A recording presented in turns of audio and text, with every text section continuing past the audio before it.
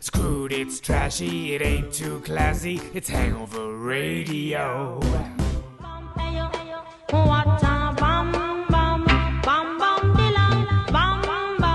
Wagwan, brothers and sisters, this be Hangover Radio. Welcome to Hangover Radio, man. What you got for us today, brother Mark? Oh, Mark Zolo here, Dom.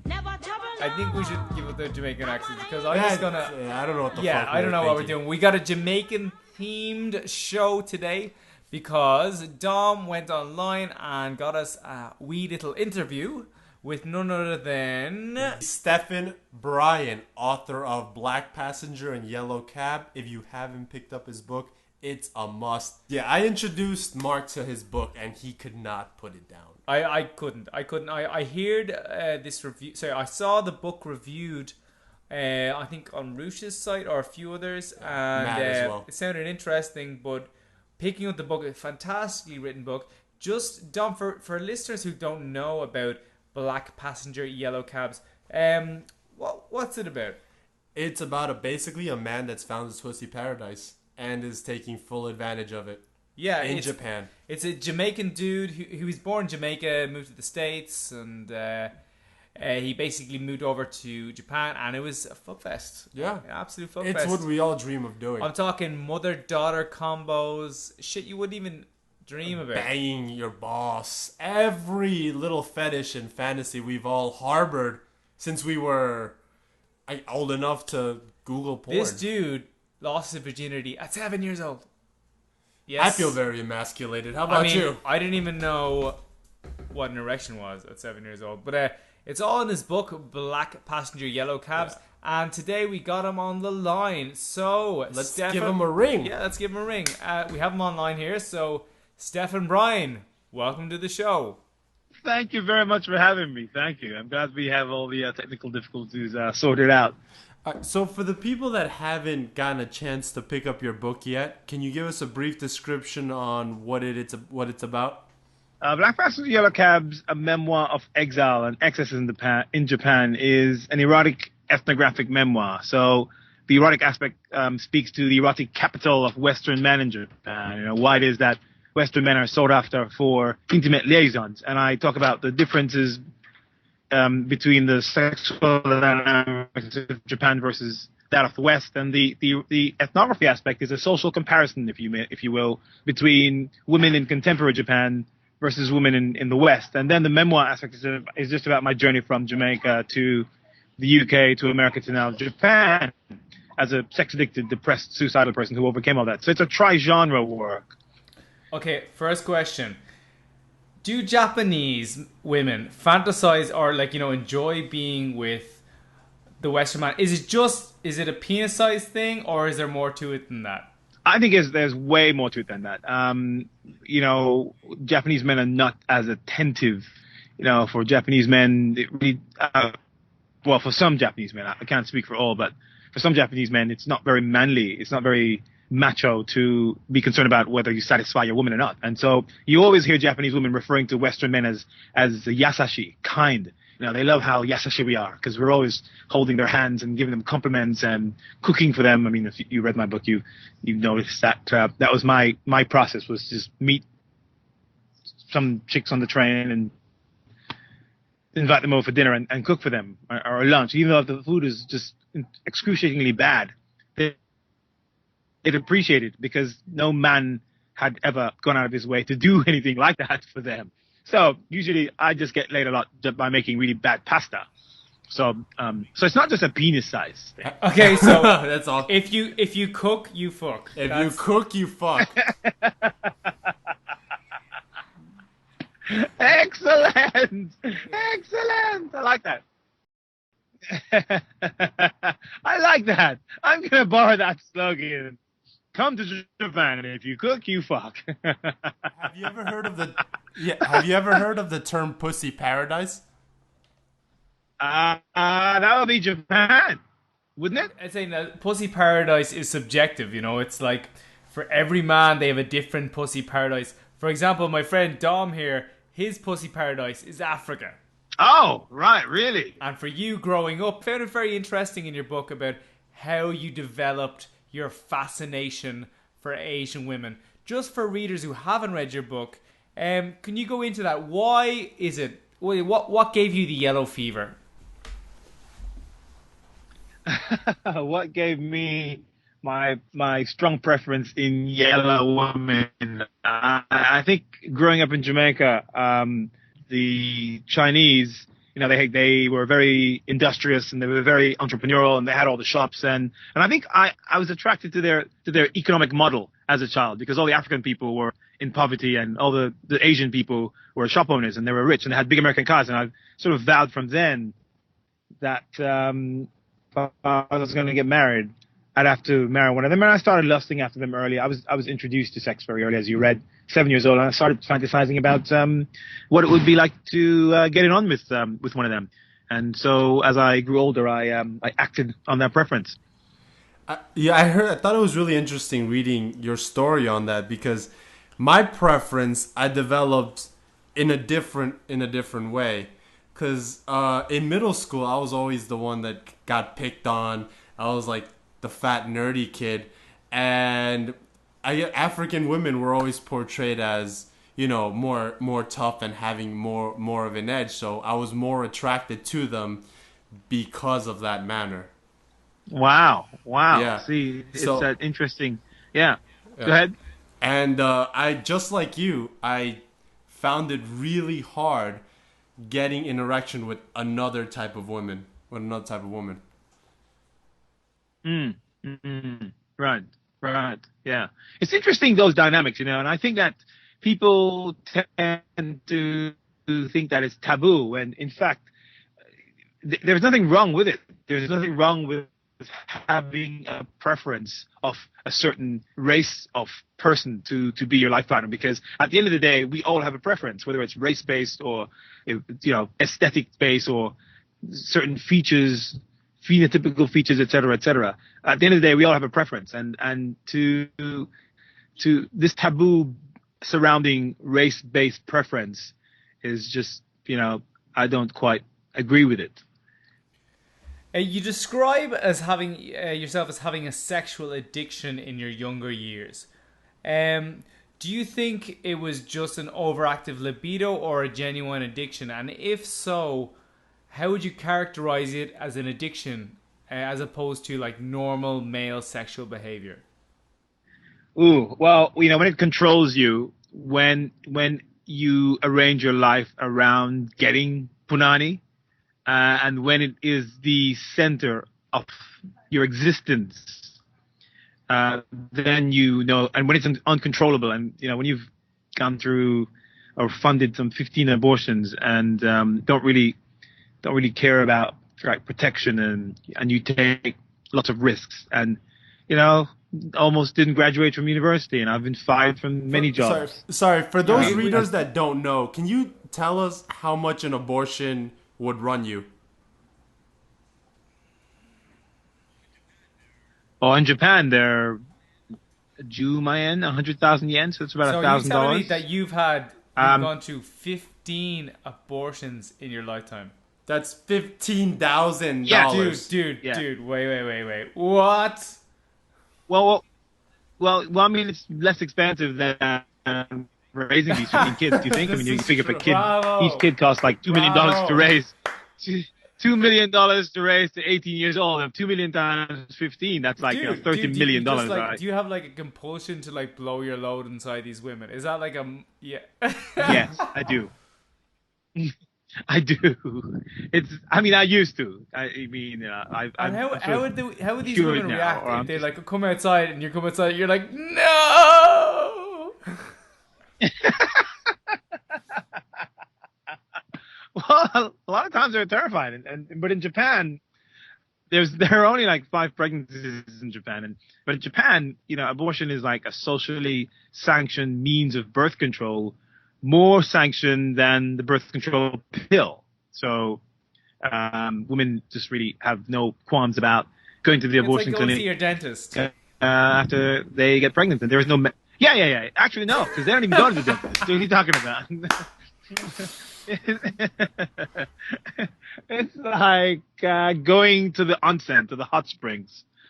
That's the Japanese pastime. So yeah, but there have been 5 in Japan and 10 outside of Japan, and from age 19 to 30. Well, the last one was 2007. Yeah. In the book, the front of the book is dedicated to Zion Yasunami, and that was the last abortion. She was aborted. I thought it was the abortion doctor. You're such a romantic.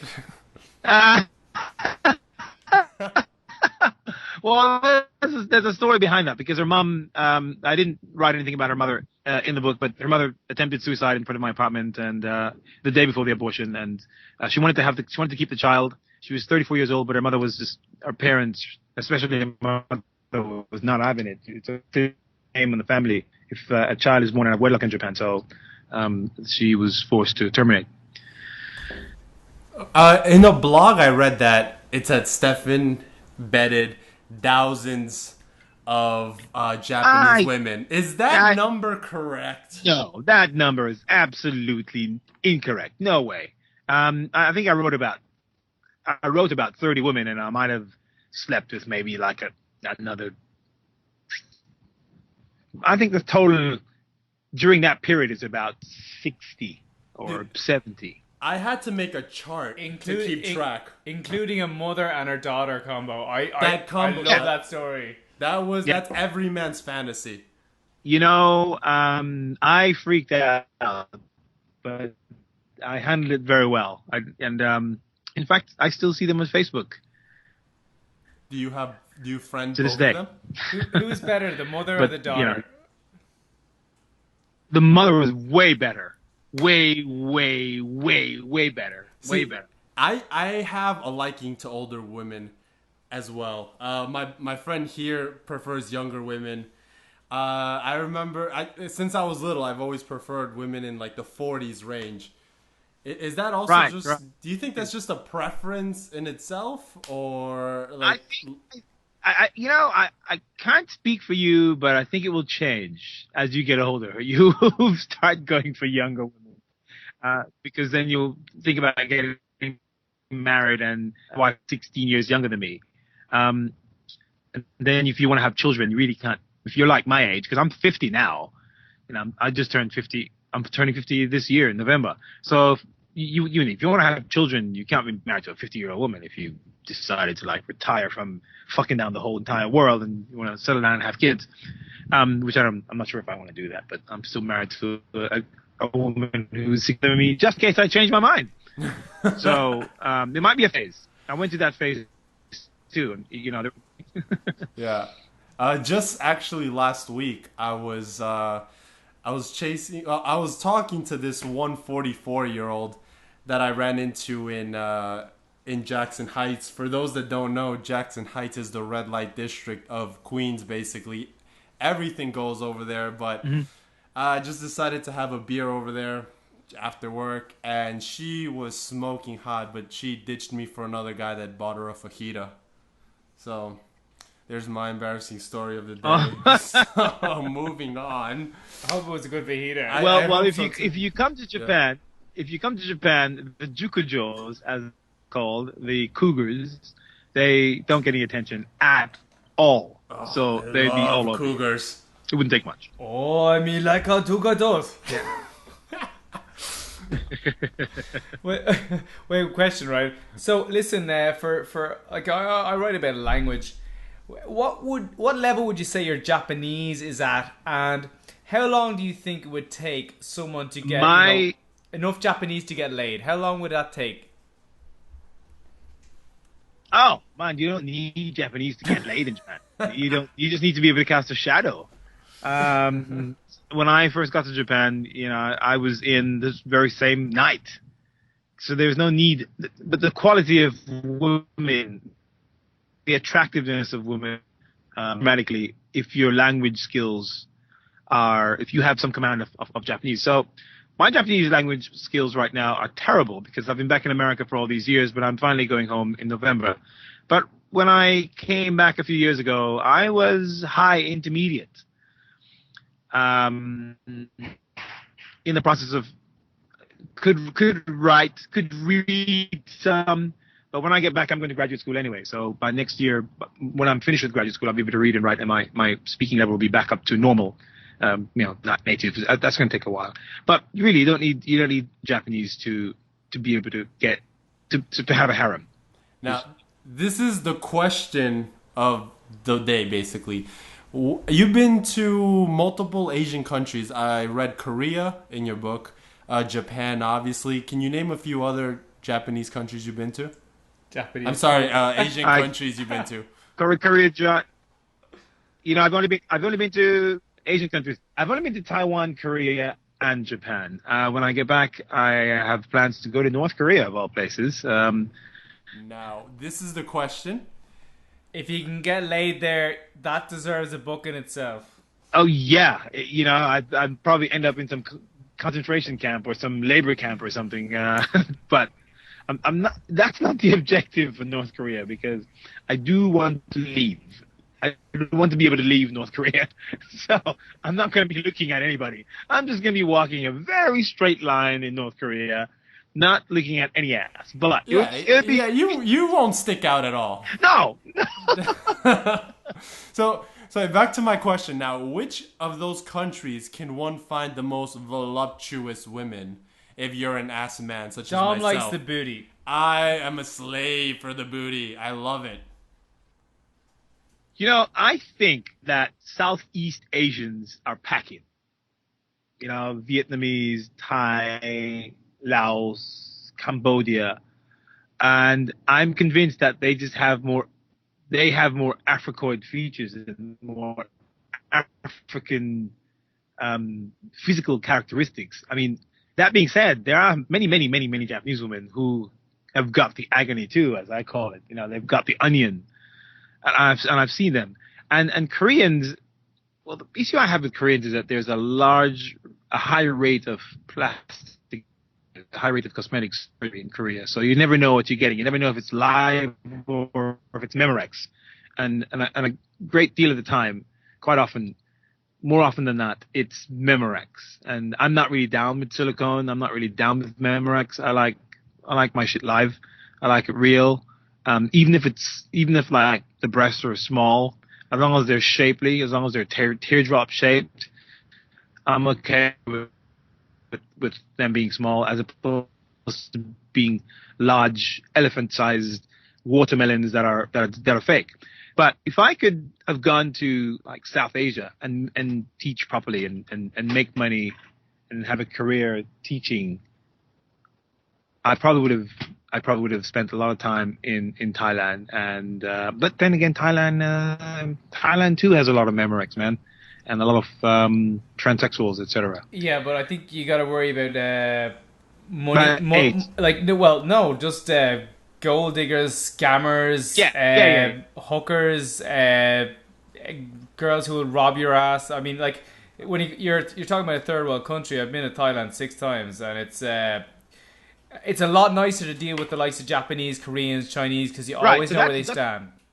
Yeah, absolutely. I mean, I was going to mention that there's a big difference between dealing with women from industrialized countries or industrialized Asiatic countries and from developing countries. It's especially Japan. Japan is in a class by itself, really. Yeah, I had a Japanese girlfriend for a year, and I can testify. Best girlfriend I ever had. Probably not. You talk about in the book about you kind of resent the fact that they can be so spineless and submissive, and that I found it quite a turn on. I mean, I had a girlfriend. She'd cook for me, do whatever I said. It was like having a little pet, but it was a sexy little pet, and I loved it. I know she was great. Best girlfriend I ever had. She'd never annoy me with text messages. It would just, everything was when it suited me. Yeah, but it could be a turn on. Sorry, you go on. No, it could be a turn on initially, but I think for me it gets old, and you think, enough of this whole pet owner relationship. I need someone with a spine, and I need a woman, and I need someone with an opinion. And if I ask you what you want to eat, I don't want to hear, what do you want to eat? I'm like, no, so that starts driving me nuts. So that initially, when I first moved to Japan, I quite liked that too. Well, I didn't really like it, but I was sort of fascinated by it. But then it started driving me nuts. So I had to beat a spine into my wife. And she has one now. She has quite a spine, actually. Does she stay in Japan or does she go travel with you in the States?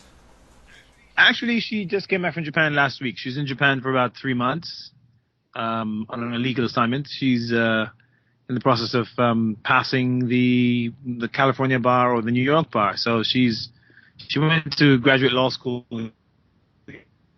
here, and she's on her way. So now she's going to be doing graduate finance, business school, or something like that. When I go back in November, she's going to stay. She's going to stay in the States. And I'm going to go back. She's going to get corrupted by the women here. Wait, are you saying she's going to stay in the States and you're going to go back to Pussy Paradise? Yes. But the good thing how is that going to work out, dude? But the good thing. Part 2 of the episode after the divorce. No, you broke up after Pussy Paradise.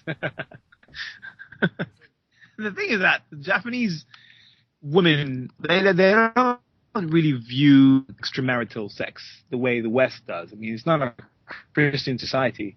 My wife says, I know you're a man, and I know you're gonna fuck, and of course, she knew what she got into. She was one of the people in the book, but I'm older now. Like I said, I've really gotten over that addiction now. I'm 50, man. My libido's dropped significantly, and I'm ecstatic about that because now I can do shit like write stuff and write. Well, I'm writing a screenplay right now with Paul Buckner, the guy who wrote and produced The Full Monty. So we hope to get to principal photographer in about 9 months. So if I were still fucking like I was before, I wouldn't be able to get anything done. So I'm finally able to do things. I'm writing 2 screenplays. In fact, I'm writing the screenplay right now for Black Passenger because somebody in Japan wants to shoot it. You know what? Oh man, I went through the whole pussy hunts phase where you're kind of racking up numbers and you're playing the game, and basically your one goal in life is to get as much fucking ass as possible. And it does get in the way of everything else in your life, and you get nothing done. It takes a lot of time. Yeah. Right. You don't get anything done. Over the last 5 years, what I've accomplished and what I've done, this play, I've written a second book, and it's fiction. That book has been optioned by the gentleman I just referenced just now, Paul Buckner. And I've been touring with this play nationally. It's going to soon to be internationally. If I were still in that pussy hounding stage, just like fucking myself into a stupor like I was for several decades, there's no way I could have gotten any of that done. There's no way I could have achieved the things I'm achieving right now. So I'm actually kind of glad it's over. I hate to say that, but it was fun, and I've got all the videos that I've shot many videos. They do that, like they're okay with that. They're okay with you're just whipping out your iPhone and just start making your own video. You're your own porn producer. They don't mind it. Most of them didn't. Most of them didn't mind. Now that's amazing. You're not worried at all that bringing your wife to America would kind of westernize her more and give her that I'm every woman feminist attitude?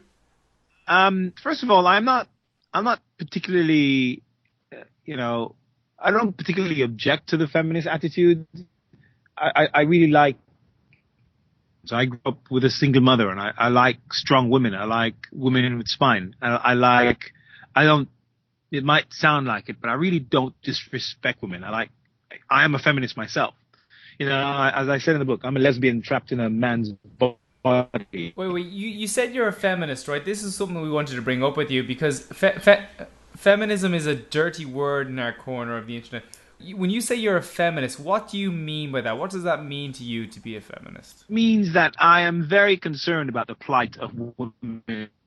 Very concerned about how women are treated. I'm very concerned about the issues that concern women, because I grew up mostly socialized by women on this church commune with these 50 church sisters, and I grew up being very uncomfortable around men. In fact, I grew up very feminized. I'm very much in touch with my feminine tendencies, and I think that's probably one of the reasons why I got laid that much, because I I was like a girl, but I had a dick, and I understand women, and I know what they want. I know how they think. I know, and I wasn't offended by. I don't take this position that it's us versus them, because what we have is not each other. We're not substitutes. We just count better, and it's not their fault or our fault.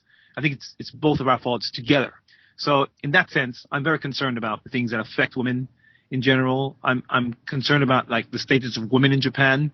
And I think Japan, the main reason why Japan, for example, can't get out of its economic doldrums for decades now is because it's a very danson johi shakai. It's a very male chauvinist society, and it keeps women very oppressed, and they can't participate properly in the economy, which would help them to increase the birth rate in Japan. You know, it's really dismal right now. So I think I'm a feminist, and my wife has acquired, and I'm encouraging my wife to acquire the good aspects of feminism and the good aspects of American society and American culture. I'm encouraging her to be more aggressive and to be more assertive, as opposed to be more demure and humble and sumasen, sumasen.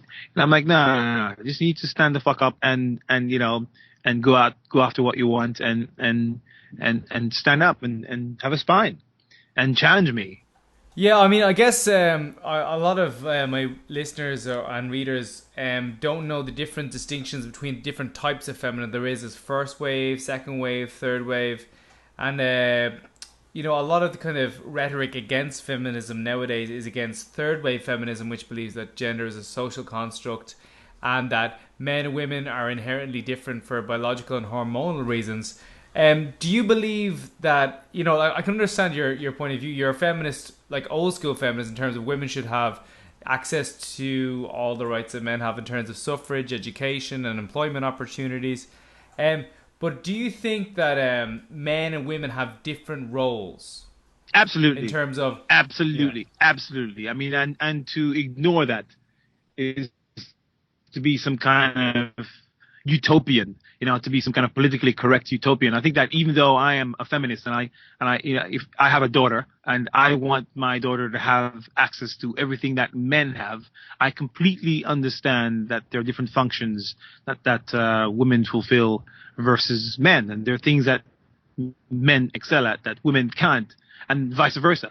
And the thing about my marriage is that we allow that to take its course naturally. Like things that Nozomi does well, she does it, and the things that I do well, I do it, and then we meet, we come together and we arrive at equilibrium, as opposed to her trying to be a man and my trying to be a woman. She lets me be a man and I let her be a woman, and she dresses in these little frilly, girly pinks and greens and bright colors, and I'm like, yeah, that looks girly and colorful. That's what Mark's wearing right now, actually. He's blushing. That's where the pink comes from. That's where the pink comes from. So, question: Why did you decide to get married? You were living this amazing life in Japan. You were living the life. Yeah, you were like in pussy paradise. You were slamming all these like little hot Japanese girls who wanted your dick. What made you say, you know what, I want to get married? You know, that story's in the book. I was going to marry two women. Because I sort of narrowed it down to two, and I was in love with both of them. And I just really, man, I got tired. Really, I fucked myself into a stupor. I got tired. I got really exhausted. I'm married to get away from pussy. So would you say that pussy rampage is something that every man has to go through before he gets married? I think so. I really honestly believe that. I think that because one of the things you don't want to happen to you is you don't want to get to midlife. You don't want to get to your 40s and think, fuck, man, I didn't fuck all the pussy that I could have. Right? Because you're going to be going around, you know, riding the motorcycle at 50 years old, you know, being insecure and having all these inferiority complexes. But I can truly say that if my dick falls off today and if my dick doesn't ever stand again ever, I can say, you know what, man, I had a good run. It was great. I've got pictures. I've got videos to show. And I'm not missing anything. There's nothing out there that I'm missing. Absolutely nothing. Nothing. Now, where do you keep this hot media? Does your wife know about this, or is it down Yeah, in the basement somewhere? No. Nothing is down in the basement, man. My wife knows. My wife and I watched these videos together. Oh, what? That's hot. She watches other women like blow you. Yeah. I mean, Do you fuck to that? Yeah, my pictures are there. We go to them together, and she's like, Danny, this guy, who is this? I'm like, yeah, who's this in the book? I'm like, yeah, that's that girl. That's kind of going. She's like, oh, that's one. That's kawaii, isn't it? So it's. Have you ever gotten a blowjob off your wife while watching a video of you getting a blowjob off someone else? I have hit my wife from behind while watching a video of me hitting somebody else. That's even better.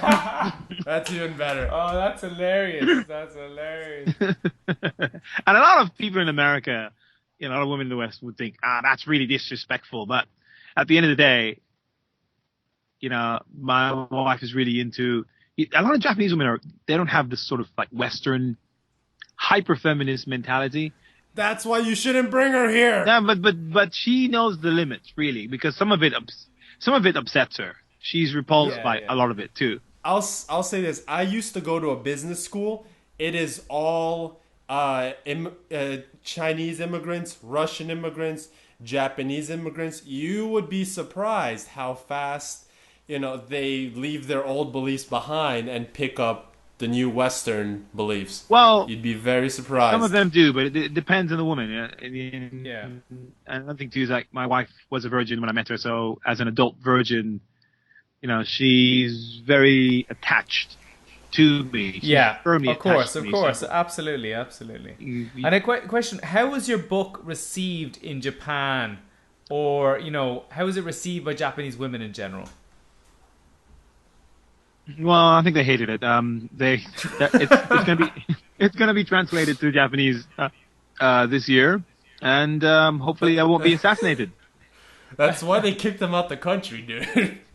So we're gonna see. We love your book. We love your book. So you could just come here to New York afterwards. Thank you. I'll be back in New York in November. November 9th is my show in New York, as a matter of fact. Oh, cool. We'll go for a pint. Yeah, we'll bathe you in our shitty internet service. Hopefully it'll improve by then. Yeah, Manhattan's really catching up to the rest of the world, Well, look, man. Yeah, man. This is you guys are doing a good job. Keep it up. Keep up the good work, and keep the men traveling. Yeah, Now, do you ever, when looking back on your adventures, you don't miss it? I find it hard to believe you don't miss that thrill of the hunt anymore. Nah. It's like been there, done that, and I understand the hunt now, and I know how. There's no secret about it anymore. There's nothing novel about it anymore, and I think my focus has changed. As you grow, your focus changes. And so now mine is, creating art and writing, and I want to make films now. I don't want to write any more books. So, there's 2 films in the making right now, and you want a legacy. It's not so much about a legacy. I really don't give a fuck about legacies, man. I don't care. Who cares about a fucking legacy? I'm gonna be dead. When I'm dead, I won't fucking know, because I'm gonna be dead. I don't really care what I leave behind or what I don't leave behind. Just to be stimulated while I'm alive. And a lot of people don't read anymore, so they like to watch films, and that medium is very accessible to the masses. And I think that's the next adventure. I thought it was really interesting, the different types of masculinity that you juggled. There's the West Indian form of masculinity, which is similar to the South American machismo type of and then there's the American type, the Western type of masculinity attitude, and then you describe that with the Japanese version of masculinity. Can you explain how you kind of juggled all that, which one you settled more into fitting your persona and whatnot? I think that I inadvertently acquired like all three, because the Jamaican masculinity is a bit overboard. I think it really doesn't. There's no room to be sensitive. There's no room to be empathetic to your. Then you're a batty boy. Yeah, exactly. I mean, because I'm in fact. I know what you mean. Yeah, I'm South American and Central American myself, Peruvian and Salvadorian. So it's everything with that resonated with the culture over here as well.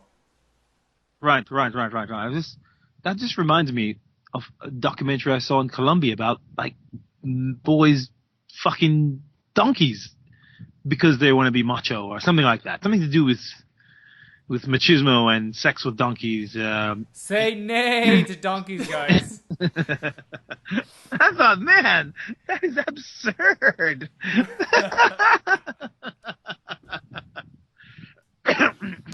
Yeah, but back to the question. I think I've my persona is the result of all these places that I've lived in. Jamaica, America, the UK, Japan, and I'm very comfortable with the sort of amalgamation among all these personas. And so, even though I might sort of rag on the Japanese masculinity, how it's more feminine than masculine, I think it has a lot to do with like the soy milk they consume, the soy that they consume, because right. This is a theory. I haven't tested it as yet, but I think that it probably has a lot to do with the soy. That being, No, I've heard that there's it promotes estrogen. Estrogen, yeah. So the Japanese men are very effeminate, and Japanese women kind of tend to like that because they're socialized in that environment, and so their perspective of masculinity is that.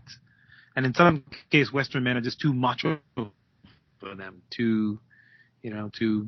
but they like our muscles. They're like, muki desu ne. So, I get that all the time. Okay, so, listen, so you're approaching your 50th birthday now. Give us 3 pieces of advice you give to younger men. Someone who's traveled the road themselves. 3 pieces of advice. I would say, number 1, it will always work out in the end. Like, don't worry about it. Just do. And this is going to sound really cheesy, but just remain optimistic at all times, because it's the only way that good shit's going to happen to you. I'm not a God-fearing person. I'm an atheist. I don't believe in all that God fuckery. Just understand that if you want to go from point A to point B, you just need to make the first step, and you're going to meet some people along the way between point A and point B who have been to point B and who will be able to help you. So remain optimistic. Well, I think in this day and age, there are lots of sexual diseases and stuff, so you should be careful. I wasn't. I was lucky, but you should be careful. And just live, man. Live like there's no tomorrow, because I just came from Robin Williams' house today, and it was quite sad. Really? You were at Robin Williams' house? He died today? No, he died yesterday. He died yesterday. Yesterday. Yeah. And you were at his house? Yeah, I was outside. There's a memorial. People are laying flowers. I took some flowers there, and tomorrow my wife's gonna take some origami. But just live, man. Just damn the torpedoes and live. But don't be reckless. I'm not encouraging reckless living. I mean, you must be mindful of others, and you must consider others' feelings and emotions. But when it comes to your life and enjoying life and understanding that you have only one life, and when you're dead, you're just gonna be fucking dead. And this is no dress rehearsal. It's gonna be over when you are dead. So that this is this one life that you have, and you must live it to the fullest every day. And if you're not living it to the fullest every day, then, you need to figure out how to do that. But that's what you should do. So, Stefhen Bryan is live life to the max, be optimistic, but wear a condom. At all times. So I have actually a question that I thought about asking as soon as I picked up your book. I, like myself, was not raised by a father as well, and because of that I felt like there's always that void, and you look for that void, I believe, like I did, in women. Maybe you expect too much from them and your expectations are maybe too high, which is why I thought you were getting so frustrated with every girl that you were seeing, back to back in Japan. Do you think that's an accurate, I guess?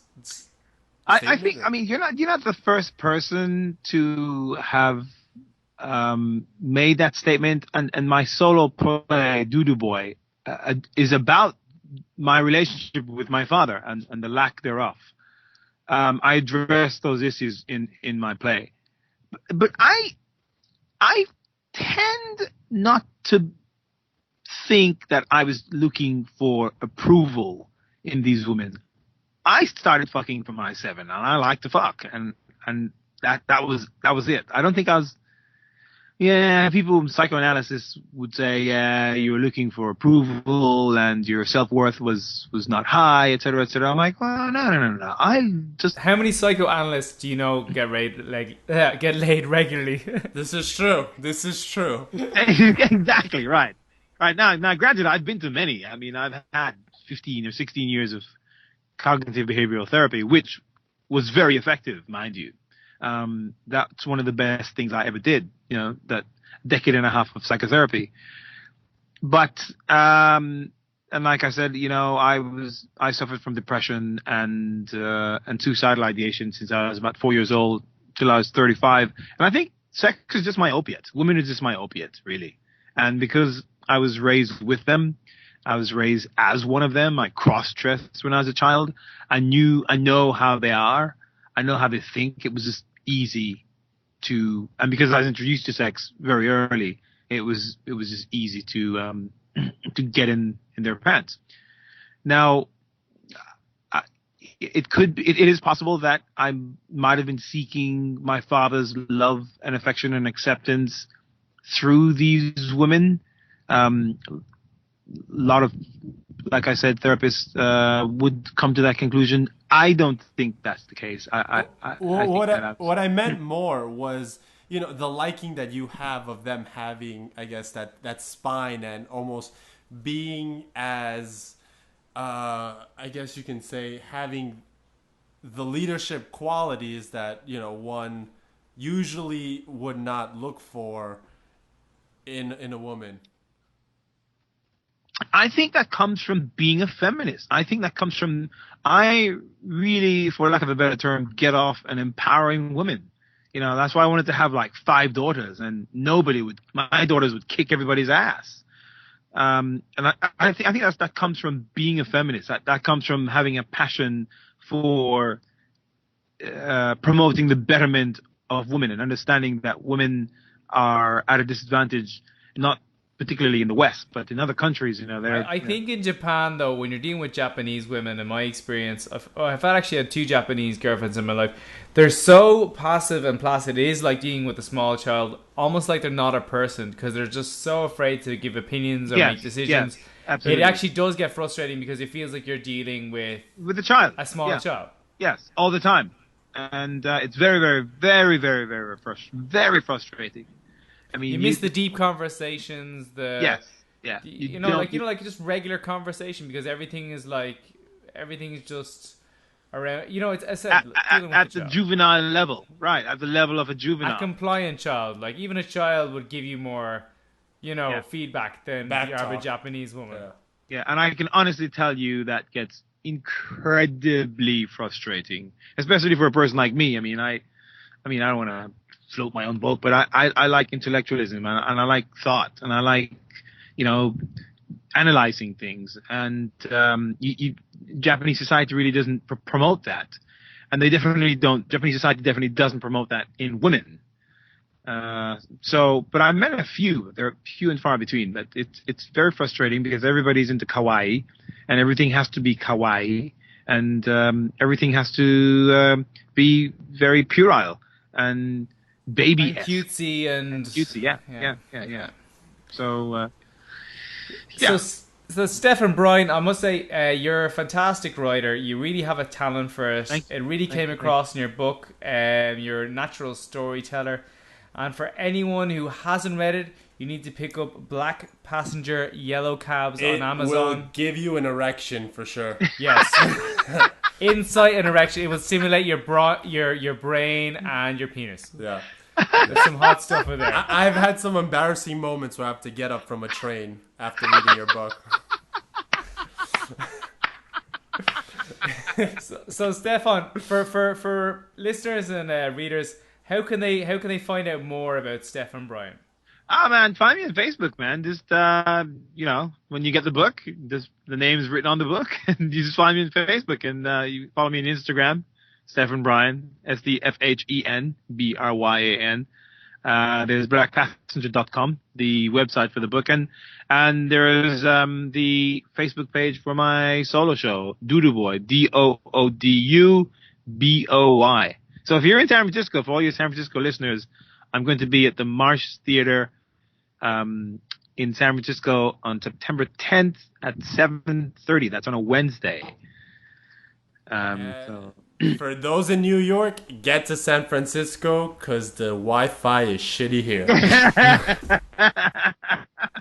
Listen, it's been an absolute pleasure talking to you, Stefan. You're a smart guy with a lot of insight, and you seem like a very positive person, and you have had a very, very interesting life. And yeah, what can I say? An absolute pleasure. I hope that listeners can take away a bit of inspiration and learn from your experiences. Well, we didn't mention my second book, which is actually kind of technically, it's available on the Kindle only for legal purposes because it's being optioned, and we're writing the screenplay to the film now. But the second book is called Only Begotten, and that's got nothing to do with Japan. In fact, it's just fiction. It's about a transsexual in Jamaica. So. Transsexual in Jamaica. You don't see many of them, man. Oh, yeah, they're usually getting beaten and burnt to death. Yeah. Yeah, I was in Jamaica before New York, and it's... I don't think I saw a single transsexual. In any machismo, big community, that is outcast right away. Right, immediately, they're burnt. So, yeah, thanks for having me, man. Thanks for having me. Take care of yourself, and look, if you ever come to Japan, I'll show you around. Are you moving back there? Japan is home. I go home in November, finally. Okay, cool. All right. Well, it's been an absolute pleasure. And you know what? I will be in Japan, Stefan, so I will take you up on that offer, and you're going to show me some awesome spots. How about that? Excellent. Yeah. Followed by karaoke. All right. No problem. Come true. Arigato gozaimashita. Arigato. Hasta luego. Sayonara. Sí, sayonara. So that was Stefhen Bryan. What do you think, Dom? That was a hell of an interview. Yeah, very positive guy. Very positive. Very charismatic. It's just, it's a guy that's lived and sharing back to us. I was very disappointed with his lack of Jamaican accent, though. That was the only bit of the show. If we had done the whole thing like this, man, it would have been more fun. Sorry, my Jamaican accent sounds Indian, so I don't even... Yeah, I go into Indian too, or I end up sounding like just a complete retard. I don't know why I always come off as Indian, even when I do the Irish accent. And I'll go up to a girl and be like, "What's the story, love?" And they'll be like, "Didn't I go to speak English? I'm from Dublin." God damn it! I'm Indian again. I know I do that too. But so it was a great interview today. Thanks for listening to the show. Big thank you to Stefhen Bryan for being on the show. Yeah, we had to get in contact with him like 10 times. He had a problem with Skype, and he was a trooper. I think he waited 45 minutes. Such a good sport. Yeah, good sport. Big shout out to him. Yeah, thanks a million, Stefan, if you're listening back. So hopefully this will be a continuous thing where we interview authors. We had Jack Donovan on the show the other week, and no doubt there'll be more. So thanks for listening. Anything you want to add, Dom? Yeah, if you want to see any more authors or whatever the case may be, just tweet us who you want to see on the show, and we'll do our best to bring them to you. Absolutely. Get in contact. We'll also answer any questions you may have. If you want to get in contact with me, of course, I have the website www.naughtynomad.com. You can get in touch with me at Twitter at naughtynomad.com. I am also on Gmail at thenaughtynomad@gmail.com. And finally, there's also the forum, naughtynomadforum.com, where you can get in touch with me, either me or Dom. You can post your questions up in threads there, and we'll answer them over the forum. And you can reach out to me at dom-torres.com, or you can email me at dom-torres@outlook.com, or the alternative email, fuckthenaughtynomad@gmail.com. Where'd you set that up? No, I set it up yesterday. So it's been a pleasure, being with you guys again. So till next time. Yeah. Bam. Bam, bam, bam, bam, bam, bam, bam, bam, bam.